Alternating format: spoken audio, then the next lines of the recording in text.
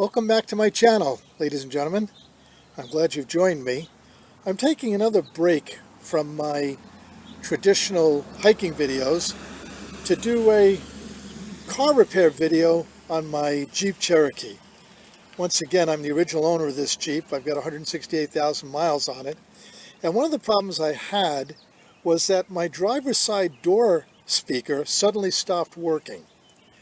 Now, I don't know anything about car audio systems, but I do know that when a speaker starts to go, it gives you this. Typically, it gives you some signals.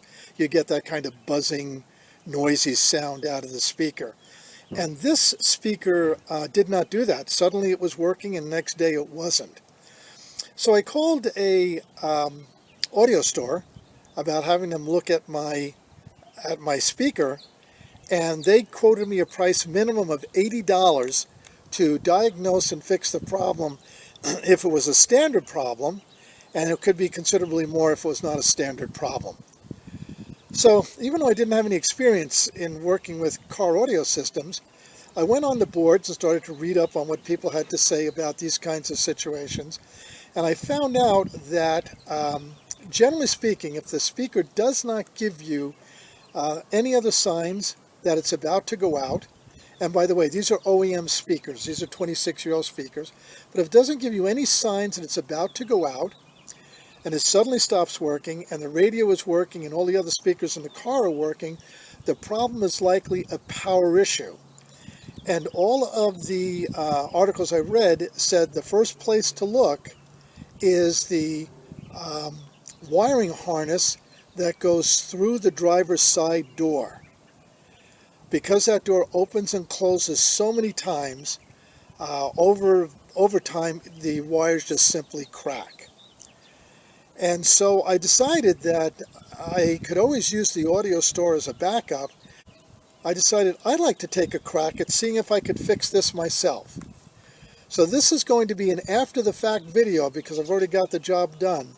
But I can tell you what I did to successfully repair my broken car or driver's side car door speaker, and save myself $80 in the process. So this is the problem area. This is the boot that protects the wiring harness that goes from the car body into your door. And then the wires go right down here to the speaker in the door. But I looked at this boot and I said, okay, what do I do with this thing? Do I cut it and sacrifice it? Do I slice it and try and work around it? I wasn't sure what to do. So again, going on the boards, I did a little bit more research, and a couple of things I want to tell you. Number one, don't cut the boot, don't slice the boot. I'm going to show you how this boot comes off, and to tell you the truth, in my case, with this particular repair, the biggest problem that I had was getting the boot off. So let me show you how to do this.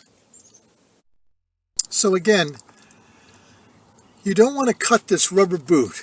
Now, because I'm doing this one-handed, I've already got this started, but I use that pry tool that I used to get the door panels off, and all you're going to do is get that in there and just give yourself a little bit of a pull away from the door frame itself.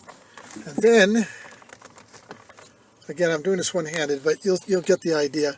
Then what you're going to do is just take it away, pull it, and bingo. And then it comes off just like that.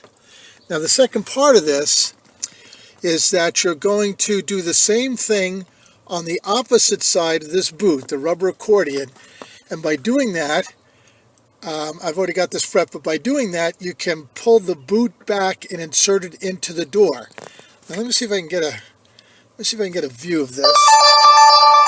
So we'll just take it like this, and like that,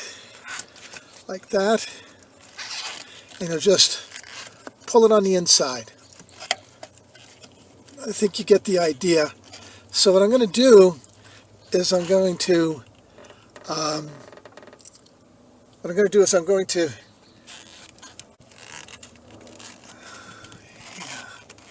it looks like I can do this one-handed. Okay. And just push it in And then you'll see the repair that I've actually already made.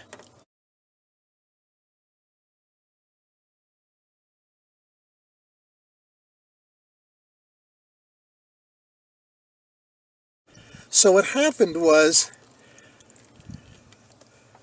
this wire right here, I believe it was this wire right here, was my radio wire that needed that needed to be repaired initially. Now that wire was actually broken in half, and the way that I could tell that this was the problem with my speaker was that as soon as I touched the two ends together, I turned on the radio and the radio worked. But you can see what I've done here. I've just used these butt junctions. Now the experts argue against using butt junctions and tell you that you're better off welding it. But at least for this repair, that's what I went with. You can see what I've been able to do. Now, in investigating this harness further, I also found that I had two wires that were cracked. So as a preemptive piece of work, I also put butt connectors on there. So that's really all you need to do to repair the speaker. And by doing that, I saved myself $80. So between the door switch and the switch actuator and repairing this myself, I saved $480, which, I think is pretty cool. So now what I'm going to do is I'm going to take the rubber accordion back, put it back into the door, and then the job will be finished.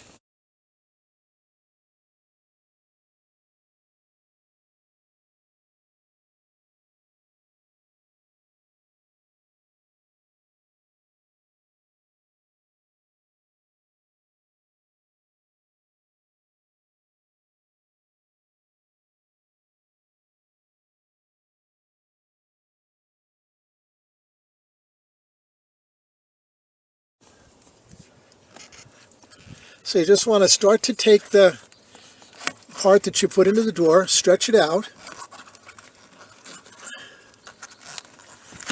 There we go. Let's see what I'm doing here. Bring it out of the door here. I'm sorry, this is a really, really hard angle to work with, but you can see what I'm doing to get what I need out of it. And then it's just simply a matter of fitting that lip back into the door, and it's actually not that hard. So because I'm working one-handed, let me just put the camera down for a second and get this started, and I'll show you how we finish the job. So you can see I've got the front section already back into the door, and I'm just going to work my hand around the other side, get everything put back in, and then this job will be finished. Again, I'm going to put the camera down, finish the job, and show you the finished product. And there it is. Job is done, and the speaker has been the speaker's right in here. It has been repaired, and it's worked fine ever since I've done this repair. So again, I think this is a job that pretty much anybody can do. I mean, like I've said before, I'm not a particularly handy guy, and I was able to get this job done. Save myself $80 in the process. And here is the proof that the speaker is working, and working well. I have to just do this briefly because I don't want to run into any copyright problems. So I hope you found this video informative, and again, living embodiment that you can teach an old dog new tricks. See you next video.